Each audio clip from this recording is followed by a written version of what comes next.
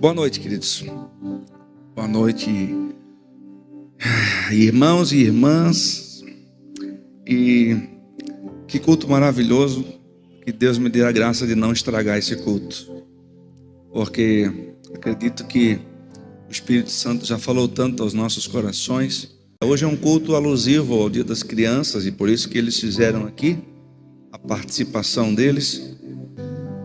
E eu estava aqui pensando onde isso pode chegar, assistindo as meninas orarem, o Gui ministrando ofertas, e eu pude ver na minha vida quando que Deus falou comigo, na idade deles mais ou menos assim. Quantos anos tem o Gui hoje?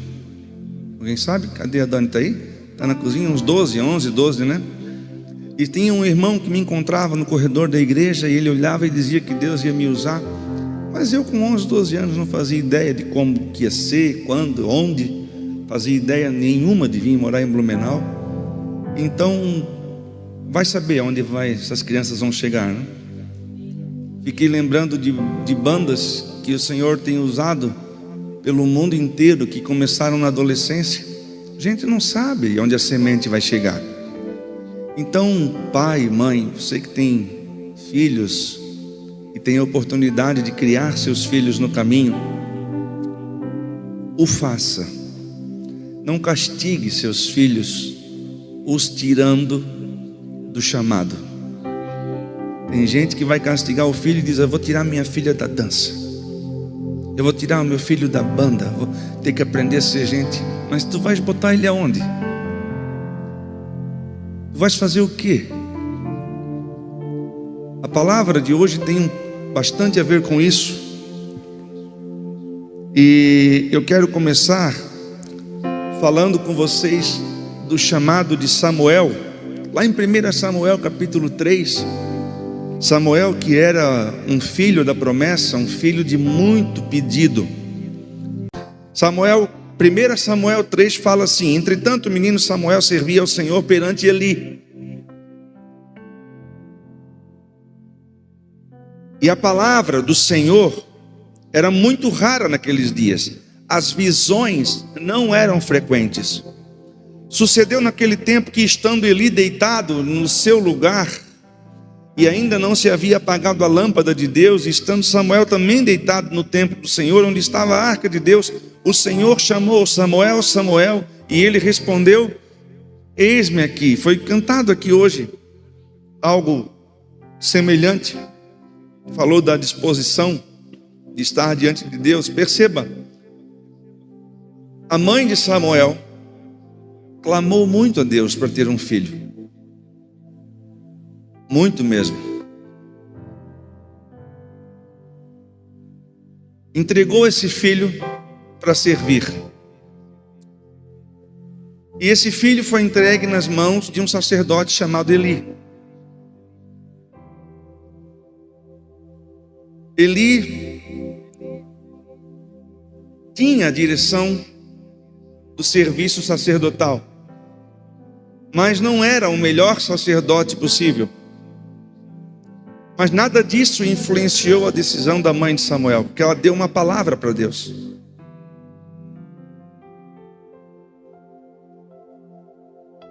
Perceba que Samuel estava deitado no templo conforme Eli estava deitado. Isso quer dizer o quê? Que as nossas crianças seguem nossos exemplos.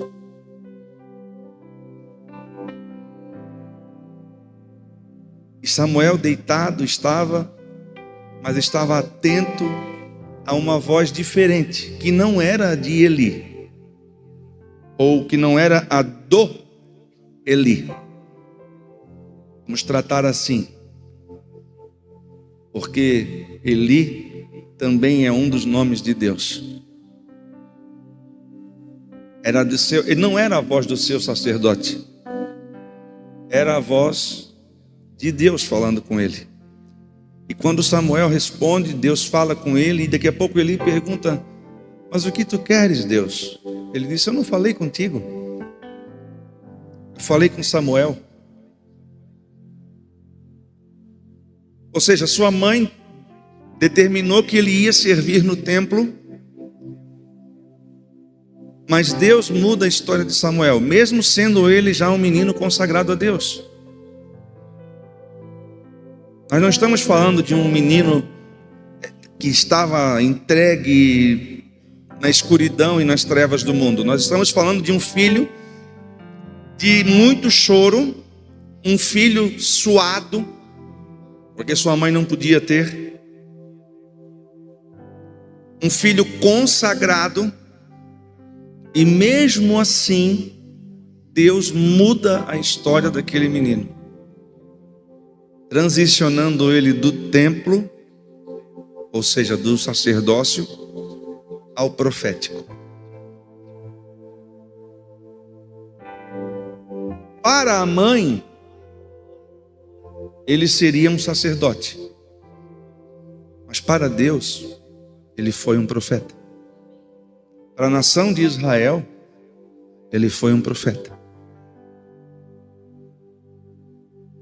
A Bíblia fala: muitos são os planos do coração do homem, mas a resposta certa vem ou procede da boca de Deus. Eu estou criando meus filhos junto com a minha esposa para que eles amem servir a Deus no templo, na geração deles. Para isso nós os estamos criando, não para o mundo, como se diz lá fora, mas para Deus, para que Deus os use onde Deus quiser. Eles são muito educados para estar aqui dentro, ou onde a igreja está, com a denominação, com os movimentos que os pais deles participam. E se Deus quiser levar meus filhos para o fronte de batalha, como nós temos visto nesses dias, os quais estamos vivendo, com os pais abençoando os seus filhos para que eles vão para o fronte de batalha em Israel. Talvez você não prestou atenção nisso, mas eu pude ver cenas de pais colocando ou o quipá ou o talmude, aquele pano em cima dos ombros, e orando por seus filhos, desde saindo dentro de casa até arrancando o carro na garagem. Os pais orando, eles têm aquele jeito de orar, balançando o corpo para frente, orando e abençoando seus filhos, porque mesmo que seus filhos morram, será uma morte honrosa, defendendo os valores que eles carregam sobre eles. Para o que nós estamos criando nossos filhos? Samuel foi chamado ainda criança. Agora, por favor, abra também em Jeremias. Olha aqui, animar os que não estão habituados a utilizar a palavra de Deus impressa. Faça uso. Vai chegar um tempo que tu não vai ter mais energia para carregar tua Bíblia no celular.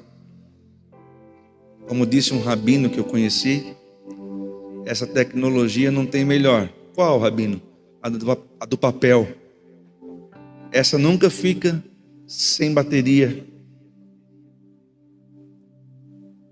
Jeremias capítulo 1 diz assim, versículo 4 em diante: ora veio a mim a palavra do Senhor dizendo, Jeremias 1, versículo 4, agora o 5: antes que eu te formasse no ventre, te conheci, e antes que saísses da madre, te santifiquei. As nações te dei por profeta.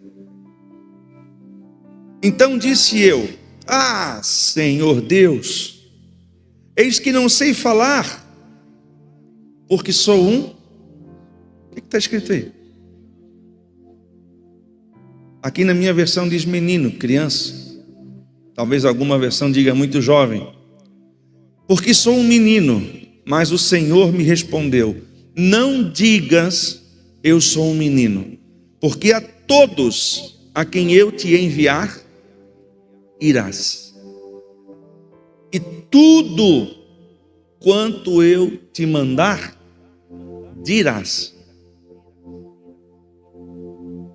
falando do aspecto religioso dessa palavra, parece muito lindo, porque num determinado momento da vida de um filho de Deus, nós recebemos uma palavra como essa e entendemos que essa palavra se cumprirá em nossas vidas dentro de vários templos, de várias cidades, de várias nações. A todos quantos eu te enviar, tu irás. E aí a gente fica feliz da vida. Uau, eu vou pregar nas igrejas em todos os estados do Brasil, em todas as cidades do Brasil. Eu vou pregar nas igrejas de várias nações. Mas aqui está falando de igreja? Não sei de onde que nós tiramos isso, porque eu também já me enganei com isso. E tudo que eu te mandar, dirás. Ou seja, em vários lugares que não são reconhecidos por nós como igreja. E aí já vem um conflito grande, que não é a tônica de hoje. A tônica de hoje é que o Senhor chama cada um na idade que Ele quer, e inclusive Ele chama crianças. Ele fala com crianças, Ele sela a vida de crianças para que sejam seus servos o resto da sua vida. E essa vida pode não durar tantos anos.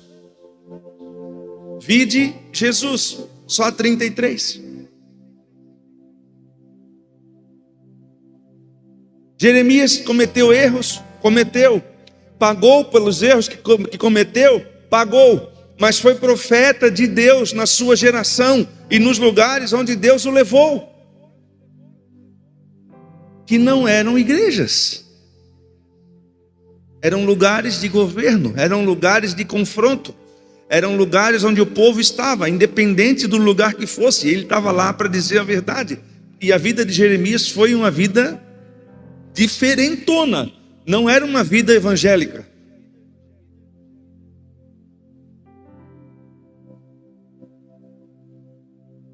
Abre comigo, por favor, em 2 Timóteo 3, para passarmos um pouquinho para o Novo Testamento.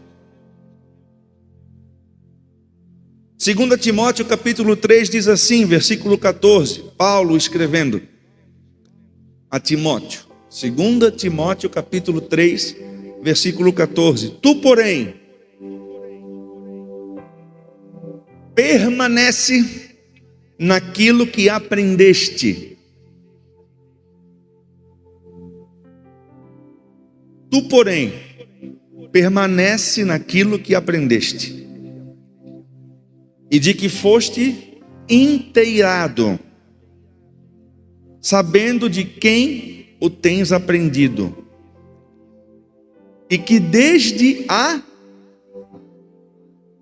infância sabes as sagradas letras, que podem fazer-te sábio para a salvação pelo que há em Cristo Jesus. Para onde Paulo estava apontando as suas palavras dirigidas a Timóteo? Paulo estava apontando para a cultura familiar, onde a palavra de Deus era ensinada na casa. Paulo estava honrando os ensinamentos que Timóteo recebera de sua mãe e de sua avó.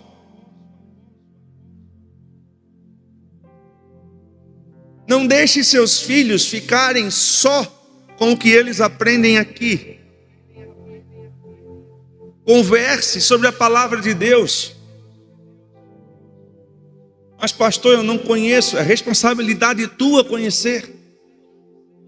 Porque Provérbios 22:6 está escrito para mim e para ti.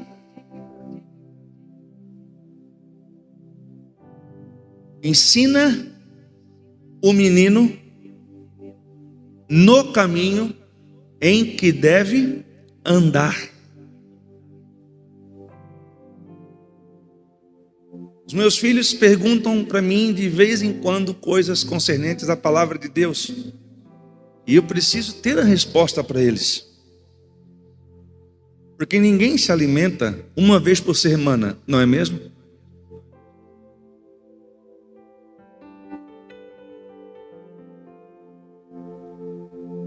Paulo sabia aonde estava apontando. Salomão disse E nós não deveríamos remover os marcos antigos. E isso está falando daquilo que agrada a Deus. Coisas que nós aprendemos na nossa casa que agradam a Deus não devem ser removidas da nossa vida. Paulo impulsionou Timóteo, mas dentro daquilo que ele já carregava nele. Hoje vocês viram aqui um louvor apresentado. O único que não nasceu em berço cristão que estava aqui em cima hoje era o Jonathan. Todos que estavam aqui foram chamados desde o ventre. Eu não sei como foi a gravidez do Jonathan, mas eu estou falando dos demais que estavam aqui. E eles carregam neles essa semente.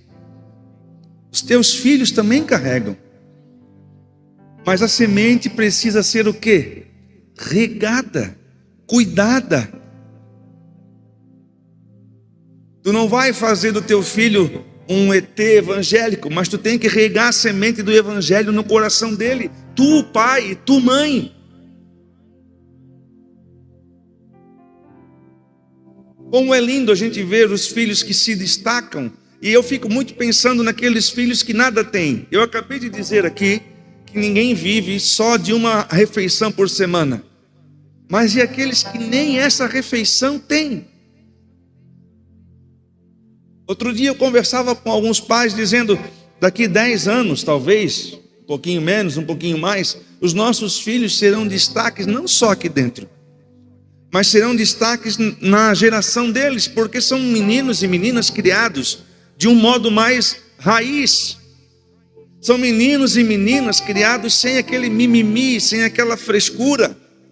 São meninos e meninas que são aguerridos. Quando são levados para um sítio, para um momento de brincadeira, você vê que eles se jogam, eles se soltam, eles escorregam na grama, eles querem tomar banho no rio. Basta ver um Family Day. As nossas crianças são guerreiras. E eles vão se destacar amanhã e depois. E você vai ver o fruto do seu trabalho. Como aqueles que não trabalharam também vão ver o fruto do seu trabalho. Então faça um bom trabalho, pai, mãe. Não superproteja. Confronte com a luz da palavra de Deus aquilo que os nossos filhos estão errando. Nós precisamos conhecer o que a palavra diz para preparar nossos filhos para o chamado que Deus tem para eles. O Léo aqui quando subiu, que também é um menino que nasceu no Evangelho, graças a Deus por isso, ele falou uma coisa que a maioria não tem noção. Mas se vocês subirem aqui, um desafio que eu faço, suba aqui agora e tenta dirigir 1 minuto de palavra para a igreja cheia como está, e tu vai ver o que é um joelho bater no outro. Eles são adolescentes e pré-adolescentes e jovens que estavam aqui, vocês viram como tiraram de letra, todos eles aqui. Por quê? Porque já tem uma semente potencializada no coração deles. As meninas da dança da mesma forma. Da mesma forma. Ah, porque é o sangue azul, porque é o filho do pastor. Não. Tem um monte de filho de pastor que tem pânico do altar, e tem pânico de falar a palavra de Deus, tem pânico de falar em público. É porque os pais estão trabalhando na construção de filhos que reflitam a luz de Deus. Tu ganhou um presente precioso, que são os teus filhos. Eu ganhei um presente precioso, eu e a Rosiane, que são os nossos filhos. O que nós estamos fazendo com os nossos filhos? O que nós pensamos quando nós estamos educando os nossos filhos? Os sims e os nãos que damos aos nossos filhos vão levá-los para onde?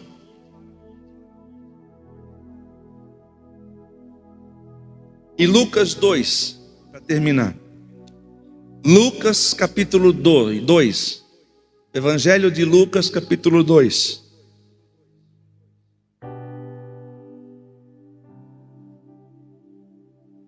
A Ana, enquanto falava aqui, que lindo é ver uma criança preparada. Uma criança que dá para tu ver que tem relação com a palavra de Deus. Que ela não está lendo pela primeira vez na vida aquilo ali. Como é lindo ver crianças que serão destaque. Outras mães e outros pais vão dizer: mas de onde é que saiu aquela menina? Saiu da palavra de Deus, saiu de uma casa formada na palavra de Deus, uma casa estabelecida sobre a palavra de Deus. Repito sobre o Gui, um menino criado só pela mãe. Gente, é impressionante. Subiu aqui, mandou ver. Parece que não tinha ninguém aqui dentro. Passou direto. Ele sentou, ele foi ali do meu lado. Eu falei: depois é tu, Gui? Ele assim: é, vou fazer finanças. Machão, que lindo. Subiu de bermuda, mas é criança, o pastor não pode nem brigar, né?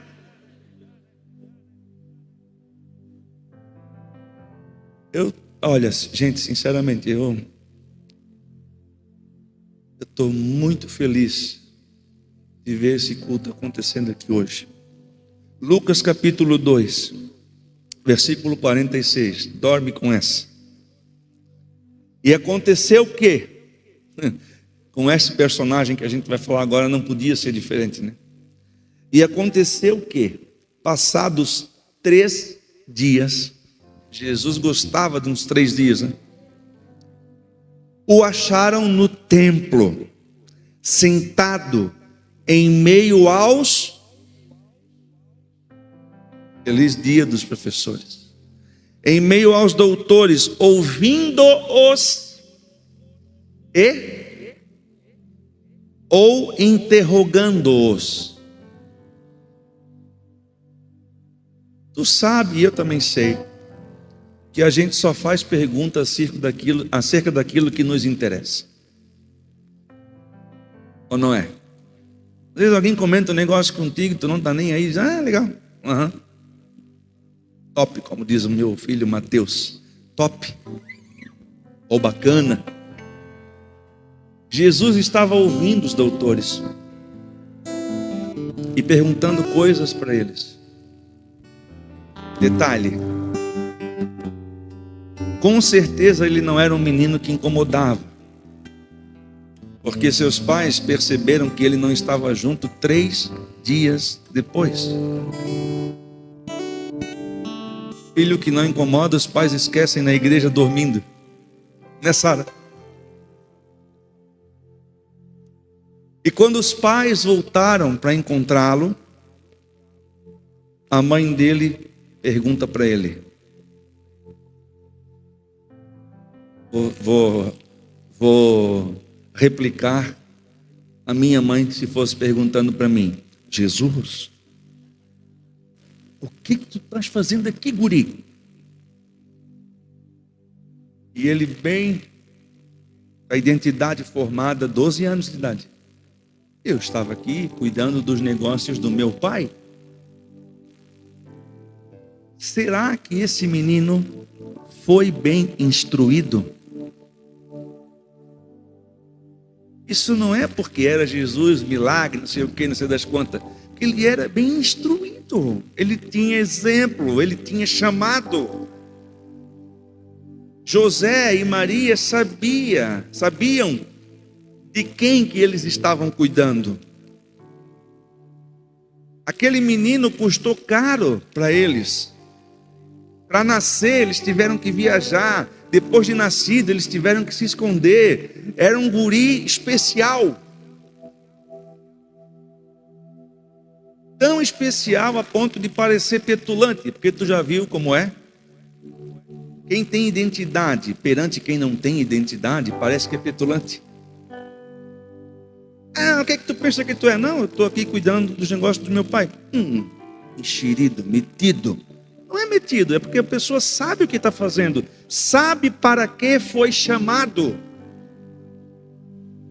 E isso foi um trabalho que José e Maria fizeram bem feito, porque eles receberam, está lá em Isaías, eles receberam do Senhor um menino.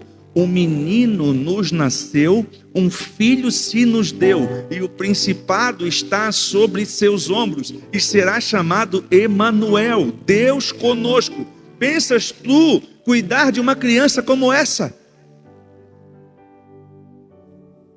Uma criança profetizada por Deus desde Gênesis 3, versículo 15, quando a palavra de Deus fala que a serpente seria esmagada pelo filho do homem, lhe morderia o calcanhar, mas o seu calcanhar esmagaria a cabeça da serpente. Essa é a palavra profetizada sobre Jesus em Gênesis 3, no começo de tudo.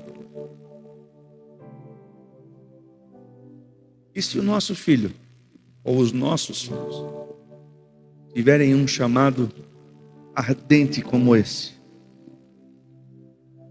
E se os nossos filhos forem chamados por Deus para morrer numa frente de batalha?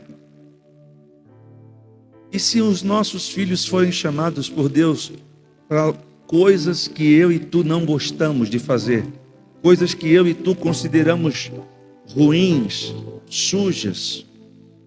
E se nossos filhos forem chamados para isso? Nós vamos negar os nossos filhos ao chamado, ou nós vamos prepará-los para o chamado, mesmo nós não gostando daquele chamado?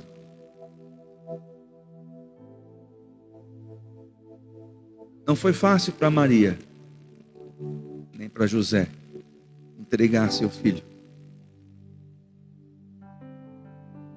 Não foi fácil para Ana, mulher que tanto chorou para ter um filho, entregar seu filho. Não foi fácil. Mas quem disse que seria? Falando de crianças, nesse culto alusivo às crianças, olha como a igreja muitas vezes não dá valor ao que as crianças representam, ao poder que elas têm, que não é à toa que a palavra fala, Jesus, o verbo, falou: deixai vir a mim porque delas é o reino dos...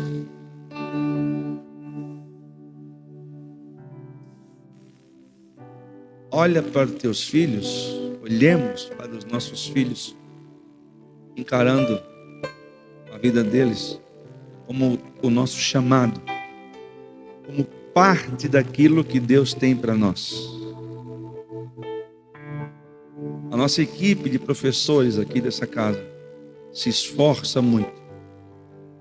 Léo e Bruna têm feito um trabalho esplêndido, se especializam, estudam.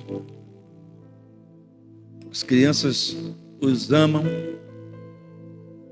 mas que nós, pais e mães, possamos polir, possamos cuidar do trabalho que o Ministério de Crianças tem feito aqui aos domingos, e durante a semana a gente cuide disso.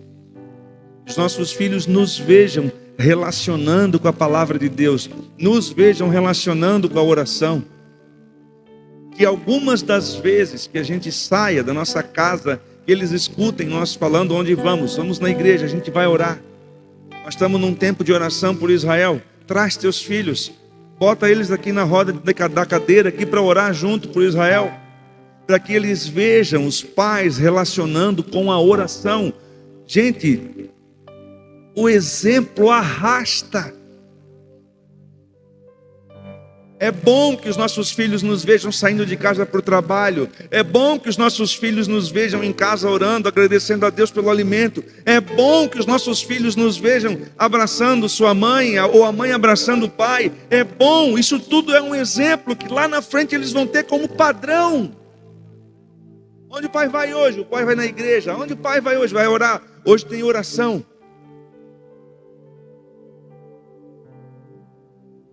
Como já testemunhei aqui diversas vezes, de segunda a sexta, minha mãe ia para grupos caseiros.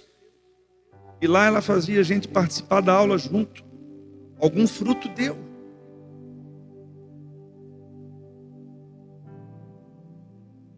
Faça isso, pai.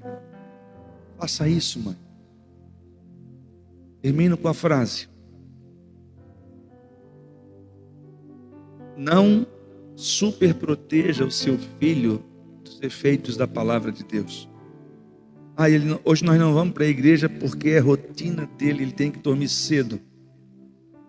Isso me dá arrepio. É rotina. O médico disse que ele tem que dormir às 8.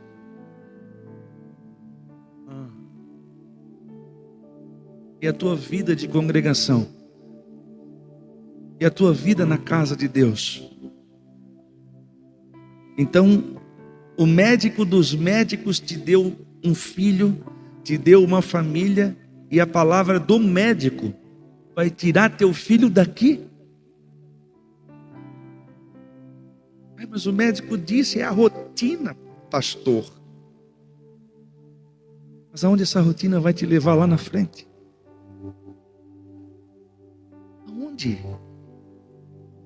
A criar filhos que não conseguem estar aqui, que não se apegam a esta casa, a esta família. E eu falo a esta porque eu estou aqui, mas cada pai na sua igreja, temos pais cristãos criando filhos laicizados, secularizados. Eu repito para você não confundir, eu estou falando isso mesmo que eu estou falando. Nós vemos pais cristãos criando filhos laicizados, secularizados, filhos que não amam estar na casa de Deus, filhos que não amam estar em comunhão, filhos que não amam tomar a ceia, filhos que não sabem o que é Israel, filhos que não sabem o que é igreja, filhos que não sabem o fim da história. Acorda, pai, mãe, acordem. O que teus filhos dizem quando eles veem notícias da guerra de Israel? Ai, filho, vamos orar. Vamos, mãe, pelo quê? É para que Deus tenha pena dos palestinos, porque Israel está sendo tão bravo. Recebi mensagem hoje de pastores que estão orando pela Palestina. Me mata, Jesus. E tem gente aqui agora pensando, mas não é para orar, é para orar por Israel, é o que a palavra diz. Ensina para os teus filhos, abençoarei os que te abençoarem. Essa palavra parte do princípio de quem está em Israel. Abençoarei os que te abençoarem.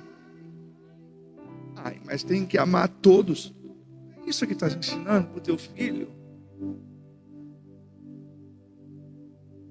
Como se estivéssemos na igreja, mas ainda não estamos enxertados, recebendo o alimento da palavra. A palavra diz de ponta a ponta. O Jesus próprio disse que a salvação viria de lá.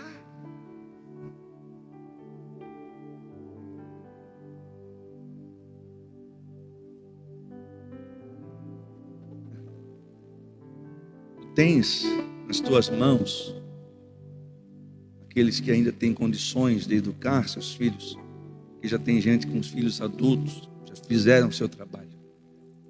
Mas você, assim como eu, a Rosiane, temos ainda condições de ensinar. Vamos ensinar aquilo que é biblicamente correto e não humanistamente correto. Para isso acontecer, tu e eu precisamos conhecer a verdade. Qual verdade? Pergunta o relativizado. A única verdade. Jesus disse, eu sou o caminho, a verdade, não uma das verdades, e a vida. O caminho, ensina ao menino Jesus. Ensina o quê?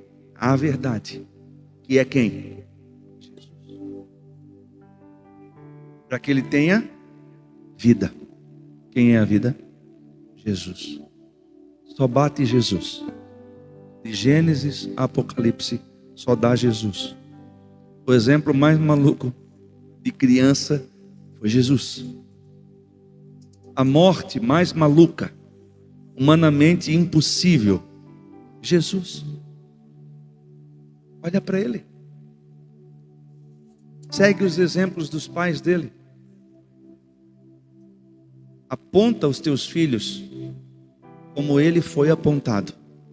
E vamos deixar Deus fazer o que Deus tiver que fazer. Fique de pé, igreja.